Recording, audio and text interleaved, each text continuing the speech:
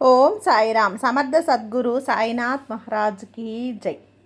సాయి భక్తులందరికీ నమస్కారం అండి. మన బాబాగారి దయ వల్ల మనందరం బాగుండాలి, సంతోషంగా ఉండాలి అని చెప్పి మనస్ఫూర్తిగా కోరుకుంటూ ఈ రోజుటి వీడియో స్టార్ట్ చేస్తున్నాను ఫ్రెండ్స్. ఇక ఈరోజు వీడియోలో మనం చూడబోయేది ఏంటి అంటే, తల్లి నీ కుటుంబంపై ఒకరి కన్ను పడిందమ్మా. సమయం లేదు, వెంటనే 24 గంటల్లో నువ్వు తెలుసుకొని తీరాలి. నువ్వు ఎప్పుడు కూడా ఆనందంగా ఉండాలి బిడ్డ. ఆ ఒకరి కన్ను ఎవరు, నీ మీదే ఎందుకు పడింది, అది మంచి కన్నా చెడు కన్నా అనేది నువ్వు తెలుసుకోవాలి తల్లి అంటూ బాబాగారు మన కోసం తీసుకొచ్చిన ఈ సందేశాన్ని వినే ముందుగా మన ఛానల్ని ఫస్ట్ టైం చూస్తున్నట్లయితే ప్లీజ్ సబ్స్క్రైబ్ చేసుకోండి ఫ్రెండ్స్. వీడియో నచ్చితే కనుక లైక్ చేసి సపోర్ట్ చేయండి. ఇక వీడియోలోకి వెళ్ళబోయే ముందుగా ఒక్కసారి ఎక్కడెక్కడో మీరు జ్యోతిష్యం చెప్పించుకొని తృప్తి చెందకుండా, మనశ్శాంతి అనేది లేకుండా, మీ సమస్య అనేది ప్రాబ్లంకి ఆ సొల్యూషన్ అనేది దొరక్క మీరు అసంతృప్తిగా బాధపడుతూ ఉన్నట్లయితే ఒక్కసారి మనకు బాగా తెలిసినటువంటి గురువుగారు శ్రీ షిరిడి సాయిబాబా ఆశీస్సులతో జ్యోతిష్యం చెప్తున్నారు గురూజీ సుబ్రహ్మణ్యం రాజు గారు. Contact number 9908224144. ఈ గురువుగారు నెంబర్ 1 వశీకరణ స్పెషలిస్ట్. మీ యొక్క ప్రతి సమస్యకి కూడా పరిష్కారం అనేది చూపిస్తారు. అన్ని విషయాలను కూడా ఫోన్లో స్వయంగా గురువుగారే మాట్లాడతారు. ప్రేమ, పెళ్లి, భార్యాభర్తల మధ్య సమస్యలు, స్త్రీ మరియు పురుషుల వశీకరణం చేయబడును. చెడు గృహ ప్రయోగాలకు నివారణ చేయబడును. మీ యొక్క ఎటువంటి సమస్యనైనా సరే ఫోన్లోనే 24 గంటల్లో పరిష్కారం అనేది చూపిస్తారు. కాబట్టి నమ్మకంతో గురువుగారిని కాంటాక్ట్ అవ్వండి. మీరు ఎక్కడెక్కడో జ్యోతిష్యం చెప్పించుకొని అసంతృప్తి చెంది ఉంటే ఈ గురువు గారి దగ్గర ఒక్కసారి ఫోన్ చేసి మీ సమస్యకు పరిష్కారం అనేది తెలుసుకున్న తర్వాత మీ మనస్సు ప్రశాంతంగా ఉంటుంది. కాబట్టి నమ్మకంతో కాల్ చేయండి గురువుగారికి. సుబ్రహ్మణ్యం రాజు గారు, నెంబర్ 1 వశీకరణ స్పెషలిస్ట్. Contact number 9908224144. ఇక వీడియోలోకి వచ్చేస్తే, బిడ్డ ఒకరి కన్ను నీ కుటుంబంపై పడింది. సమయం లేదమ్మా, వెంటనే 24 గంటల్లో నువ్వు తెలుసుకొని తీరాలి. వాళ్ళ పేరు కూడా చెప్తాను, జాగ్రత్తగా విను తల్లి. గత కొంతకాలం నుంచి కూడా నీ కుటుంబంలో అడుగడుగునా కూడా ఎన్నో రకాలైనటువంటి సమస్యలు అనేటివి నువ్వు ఎదురవుతూ ఉన్నావు. భార్యాభర్తల మధ్య తరచుగా గొడవలు అనేటివి జరుగుతూ ఉన్నాయి. ఒకరినొకరు అర్థం చేసుకోవాల్సినటువంటి భార్యాభర్తలే ఎంతో వేదనను అనుభవిస్తూ ఉన్నారు. ఒకరికి చెప్తే మరొకరికి కోపం. ఏదైనా కానీ వివరించి చెప్పాలంటే అవతలి వాళ్ళు అర్థం చేసుకోవటం అనేది ఇంకా కష్టమైపోతుంది కదా. ఒక పక్కన బాధ, వీటన్నింటినీ కూడా గమనిస్తున్నటువంటి ఆ చంటి పిల్లల మనసు ఎంతో వేదనకి గురవుతూ ఉంది. అసలు కారణం ఏంటి, ఎక్కడ తప్పు జరుగుతుంది, ఏ విషయంలో తప్పు జరుగుతుంది, ఎవరి వల్ల తప్పు, మీ కుటుంబంలో ఇన్ని సమస్యలు అనేవి ఎదురవుతూ ఉన్నాయి, ఎందుకు ఇంత కోపాలు, ఇంత ఆవేశాలు, ఏది సాధించడానికి ఇదంతా కూడా జరుగుతూ ఉంది అని చెప్పి అప్పుడప్పుడు కూడా నువ్వు నీ మనసు కనిపిస్తూ ఉంటుంది కదా. సమస్య ఎక్కడ మొదలవుతుందో కూడా నీకు అర్థం కావటం లేదు. పరిష్కారం అనేది ఎలా వస్తుందో తెలియక ప్రతిరోజు కూడా అనేక రకాలుగా అనేక ఆలోచనలు అనేటివి చేస్తూ ఉన్నావు. అనేక ఇబ్బందులు కూడా పడుతూ ఉన్నావు. అసలు జీవితం అంటే కష్టాల కోసమేనా, బాధల కోసమేనా అన్నట్లుగా గడుపుతూ ఉన్నావు. అయితే ఈ సమస్యలకు, ఈ బాధలకు, నీ కష్టాలకు కారణం అన్నింటినీ కూడా కారణం నీ కుటుంబం మీద ఉన్నటువంటి ఒక స్త్రీ కన్ను. అవును తల్లి, నేను చెప్పేది నిజమే, నువ్వు వింటున్నది కూడా నిజమే. ఎప్పుడైనా కానీ నరల దృష్టికి నల్లరాళ్ళు సైతం పగిలిపోతాయని చెప్పి అంటారు కదా. అంత కొండ బండ నల్లరాయే పగిలిపోతుంది అంటే ఇక మానవుల ప్రాణమో, ఎంత మానవుల యొక్క జీవితాలు అతలాకుతలం అయిపోతాయి కదా. ఇంట్లో లేనిపోని సమస్యలు వస్తూ ఉంటాయి. లేనిపోని అనారోగ్య సమస్యలు వచ్చి వెంటాడి వేధించి మనిషిని కృంగదీసి పడేస్తూ ఉంటాయి. కాబట్టి ఈ నరదృష్టిని తక్కువ అంచనా వేయకూడదమ్మా. అది ఎవరో కాదు, నీ ఇంట్లో నీ యొక్క బంధువులలో ఉన్నటువంటి స్త్రీ. ఆ స్త్రీ అయితే నీకు రక్త సంబంధమా అంటే నీ కుటుంబంలో ఒకరికి రక్త సంబంధం, నీకు మాత్రం రక్త సంబంధం అనేది కానే కాదు.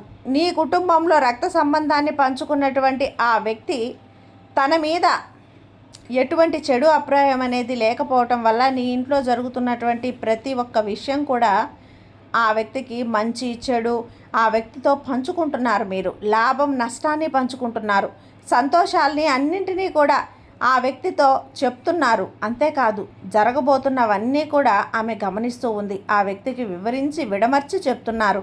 ఒక రకంగా చెప్పాలంటే నువ్వు గొడవ ఆడే ప్రతి మాట కూడా ఆ వ్యక్తి తన రక్త సంబంధానికి చెప్పుకుంటూ ఉన్నారు. అలా అని చెప్పి ప్రతి మాట కూడా ఆ రక్త సంబంధమే కదా, నా రక్త సంబంధమే కదా అని చెప్పి ఆ స్త్రీ తన మీద ప్రేమని చూపించడం లేదు. తనని కేవలం తన యొక్క అవసరాల కోసం మాత్రమే వాడుకుంటూ ఉంది. కానీ తనతో మంచిగా ఉన్నట్లుగా నటిస్తూ తన దగ్గర చాటుగా డబ్బులు తీసుకుంటూ ఉంది. తన కుటుంబం ఎవరైతే ఉన్నారో, అంటే తనకు ఇష్టమైనటువంటి కుటుంబం ఎవరైతే ఉన్నారో ఆ కుటుంబం తన పట్ల చూపించేటువంటి అభిమానం, ప్రేమ, బరువు బాధ్యతలను స్వీకరించమని చెప్తుంది. అలాగే ఆ కుటుంబంలో ఒక శుభకార్యాన్ని జరిపించమని చెప్తూ ఉంది. ఇలా మీ ఇద్దరికీ గొడవైతే గనక ప్రతి మాట కూడా ఆ స్త్రీతోటి ఈ వ్యక్తి వెళ్ళి చెప్పటం వల్ల నీ గురించి ఆ స్త్రీ చెడుగా ప్రచారం చేసి చెప్తుంది. నీ గురించి, నీ బంధానికి చెడుగా వ్యక్తపరిచి చెప్తూ ఉంది. అలా నీ మీద ఉన్న ప్రేమను కొంచెం కొంచెంగా విరగదీసి నిన్ను ఒక శత్రువులా తనకి చూపిస్తూ ఉంది. అలాగే తనకున్న శత్రువు నువ్వేనంటూ చిత్రీకరిస్తూ ఉంది. కాబట్టి ఈ స్త్రీ ఏదైతే కోరుకుంటుందో, నీ జీవితాలలో గొడవలు జరగాలి అని చెప్పి, మీకు నష్టాలు జరగాలి అని చెప్పి, మీ పిల్లలు మీ మనశ్శాంతి లేకుండా గడపాలి అని చెప్పి, మీకు డబ్బు రాకూడదు అని చెప్పి, మీరు అనారోగ్య పాలు కావాలి అని చెప్పి, సమస్యలు రావాలి అని చెప్పి, మీ కుటుంబంలో ఉన్న రక్త సంబంధానికి ఆ స్త్రీ ముడిపడి ఉండటం వల్ల ఆ స్త్రీ చూపు నీ కుటుంబం మీద, నీ మీద పడటం వల్ల నీ జీవితంలో ఇన్ని రకాలైనటువంటి సమస్యలు అనేటివి అడుగుపెట్టాయి. ఇన్ని బాధలకు ఆ స్త్రీ చూపు కారణమవుతుంది. ఇన్ని కష్టాలకు ఆ స్త్రీ పక్క నుండి మరి చెప్పుడు మాటలు కారణమవుతున్నాయి. మరి వీటన్నింటి నుంచి ఎలా తప్పించుకోవాలి బాబా? ఆ స్త్రీ చూపు నా కుటుంబం మీద లేకుండా ఎలా చేసుకోవాలి బాబా అని చెప్పి నువ్వు నన్ను అడుగుతూ ఉన్నావు కదమ్మా. నువ్వు నన్ను గనక ప్రశ్నించినట్లయితే దానికి సమాధానం కూడా నేను చెప్తాను. జాగ్రత్తగా విను. ఎప్పుడైనా కానీ ఒకరు మనల్ని వెతుకుతున్నారు, ఒకరు మన మీద ద్వేషాన్ని చూపిస్తున్నారు, ఒకరు మన పతనాన్ని కోరుకుంటున్నారు అంటే వారికి మన మీద ఎటువంటి ఇష్టత లేదు. ఒక రకమైన కోపాన్ని, ద్వేషాన్ని మన మీద వాళ్ళు చూపిస్తున్నారు, నిండా నింపుకొని ఉన్నారు అని అర్థం. కాబట్టి ఆ స్త్రీ కోసం నువ్వు ఎలాంటి పనులు చేయాల్సిన అవసరం లేదు. ముఖ్యంగా ఆ స్త్రీకి నువ్వు ఎటువంటి గౌరవాన్ని ఇవ్వాల్సినటువంటి అవసరమూ లేదు. ఎందుకంటే ఎప్పుడైనా కానీ కుక్కను తీసుకుని వెళ్ళి సింహాసనం మీద కూర్చోబెడితే కుక్క తన బుద్ధి పోగొట్టుకోదు.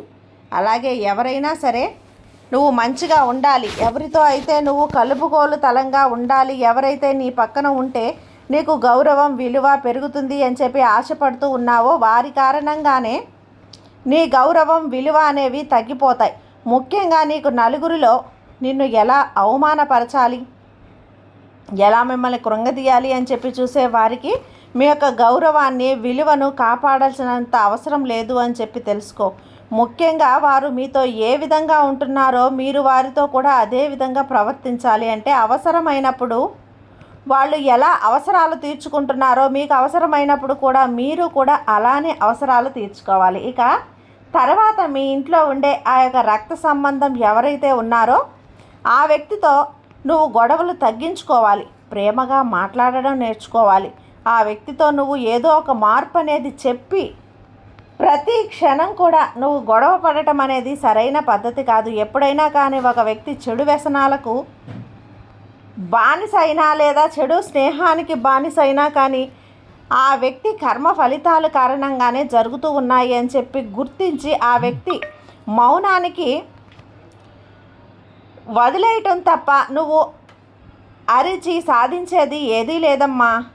బాధ్యత ప్రకారం అతనికి, ఆమెకు, లేదంటే స్త్రీ కానీ ఎవరైనా కానీ పురుషుడితోటి నువ్వు కానీ ఎంతవరకు మంచి చేయాలి అని చెప్పి ఎన్నో రకాలైనటువంటి మంచి మాటలు చెప్పావు, ఎంతో మార్పుని తీసుకురావాలి అని చెప్పి ప్రయత్నించావు.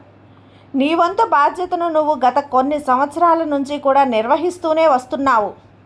అయినా కూడా ఆ వ్యక్తిలో ఎటువంటి మార్పు అనేది లేనప్పుడు నువ్వు ఇక ఎంత చేసినా, ఎంత ప్రయత్నించినా కూడా ఎటువంటి మార్పు రాదు. నువ్వు తెలుసుకో బిడ్డ, ఈ విషయాన్ని నువ్వు గుర్తించు. ఆ వ్యక్తి మారడు, కాబట్టి మారడు కాబట్టి ఆ వ్యక్తితో నువ్వు శత్రువులాగా మారడం తప్పితే నువ్వు ఏది కూడా సాధించలేవన్న విషయాన్ని నువ్వు గమనించాలి, తెలుసుకోవాలి. ఆ వ్యక్తితో చెడుగా ఉండటం, కోపగించుకోవటం అలాంటివి చేయటం వల్ల నీకే నష్టం తప్ప లాభం ఏది ఉండదు కదా. కాబట్టి ఇప్పటి నుంచి కూడా ఆ వ్యక్తితో ప్రేమగా మాట్లాడుతూ, ప్రేమగా పలకరిస్తూ, అవసరమైతే ప్రేమగా ఆ వ్యక్తి యొక్క నమ్మకాన్ని నువ్వు పెంచుకునే ప్రయత్నం చేయి. ఆ వ్యక్తితో నువ్వు ఎంత మంచిగా ఉంటావో ఆ వ్యక్తి యొక్క రక్త సంబంధం చెప్పే మాటలు వినటం వల్ల అంతగా తగ్గిస్తారు.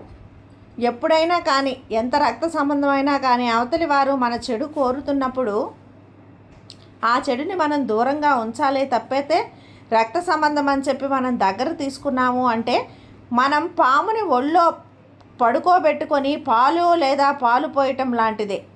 ఈ విషయాన్ని నువ్వు గుర్తించి బిడ్డ. కాబట్టి ఎవరిని కూడా నమ్మకూడదు అన్న విషయాన్ని మొదట నువ్వు తెలుసుకో. ఏదైనా కూడా కోపంతో, గొడవలతోటి సాధించలేం. మొదట నువ్వు తెలుసుకో. ఎప్పుడైనా కానీ ఒక వ్యక్తి యొక్క ప్రేమను సంపాదించుకోవాలి అంటే ఆ వ్యక్తి మీద నీకు ప్రేమ ఉంటే సరిపోదు తల్లి. ప్రేమతో పాటు ఆ వ్యక్తి ఎటువంటి వ్యసనాలు, చెడు పనులు చేసినా కానీ ఆ వ్యక్తి శక్తిని ఓర్చుకోగలిగే శక్తి అనేది నీలో ఉండాలి. అంతేకాకుండా ఆ వ్యక్తి ఎటువంటి మాటలు నిన్ను అంటున్నా కానీ ఎదురు తిరిగి మాట్లాడకుండా ఓర్పుగా ఉండగలిగితే ఆటోమేటిక్గా ఆ వ్యక్తిలోనే మార్పు అనేది వస్తుంది. కాబట్టి ఆ వ్యక్తిని నువ్వు శత్రువులాగా మార్చుకోకుండా ఆ వ్యక్తితో నువ్వు మంచిగా ఉండటం వల్ల నీ జీవితంలో ఎన్నో రకాలైన కష్టాలు, బాధలు అనేవి తగ్గుతాయి.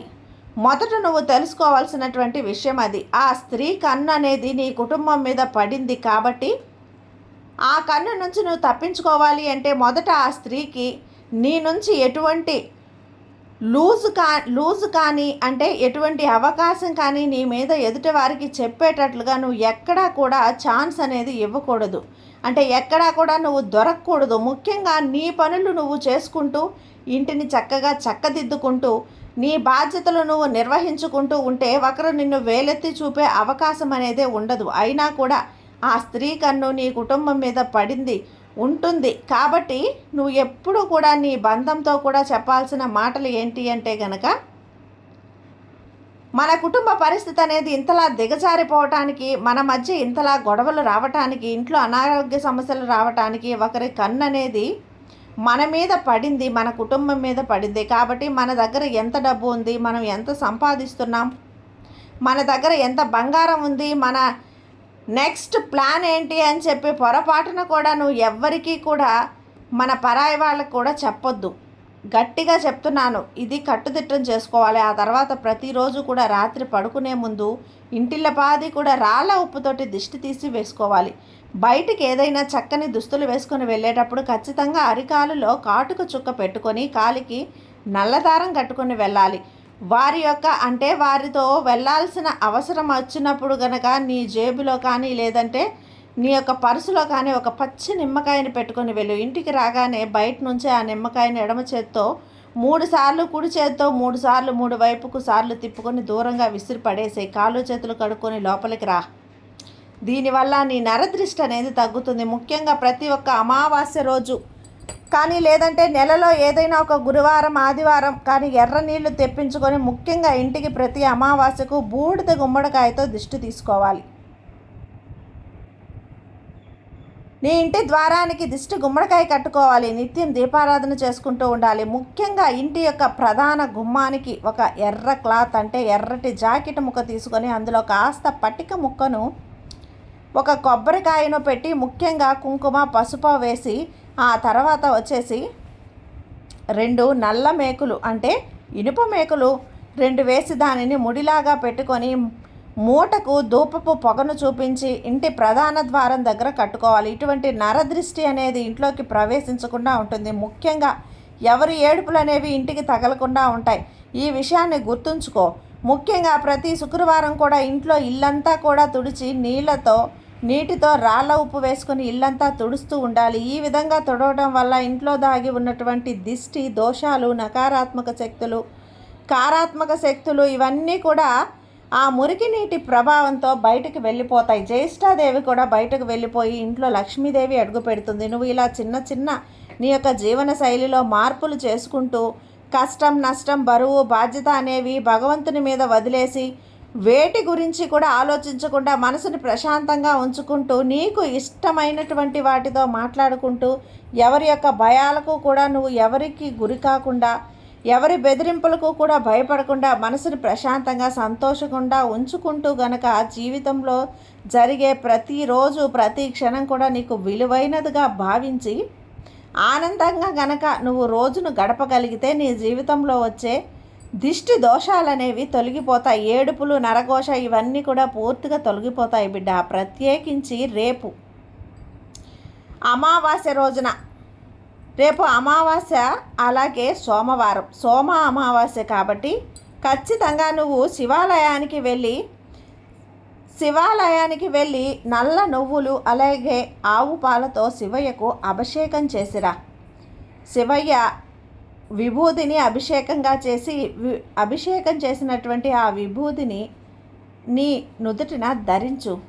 తప్పకుండా నీకు ఆ నుదుటిన పెట్టుకోవటం మాత్రం మర్చిపోవద్దు తల్లి. ఇలా పెట్టుకోవటం వల్ల నీకున్నటువంటి నెగిటివ్ శక్తి నీ మీద పడి ఏడ్చే వారి యొక్క ఏడుపులు ఇవన్నీ కూడా పూర్తిగా తగ్గిపోతాయి. అప్పుల బాధలు తొలగిపోతాయి. ఈ మధ్య నువ్వు కాస్తంత ప్రశాంతతను కోల్పోతున్నావు కదా, ఆ ప్రశాంతత కూడా నీకు తిరిగి వస్తుంది. అనవసరంగా నువ్వు ఏది చెయ్యాలి అని చెప్పి ఆతృతలే రావటం, లేని పోని నిందలు నీ మీద పడటం, భయపడుతూ ఉండటం, ఇలా ముఖ్యంగా ఇంట్లో ఒకరి గురించి ఆలోచన ఎక్కువైపోవటం వల్ల నీలో టెన్షన్ అనేది ఎక్కువైపోవటం, ఇటువంటి సమస్యలన్నీ కూడా నిన్ను వెంటాడి వేధిస్తూ ఉంటాయి. కాబట్టి దేని గురించి ఆలోచించకుండా మనసుని ప్రశాంతంగా ఉంచుకో, ఆనందంగా ఉంచుకో. జరిగే పనులు ఎటు కూడా జరుగుతూనే ఉంటాయి.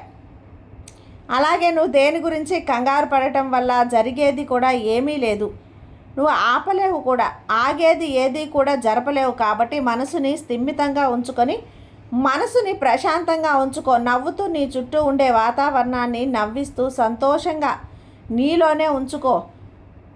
గుర్తించు తల్లి, ఆనందంగా ఉండే ప్రయత్నం చేస్తే ఆటోమేటిక్గా అదృష్టం అనేది నీ వద్దకు వచ్చి చేరుతుంది. గుర్తుపెట్టుకో.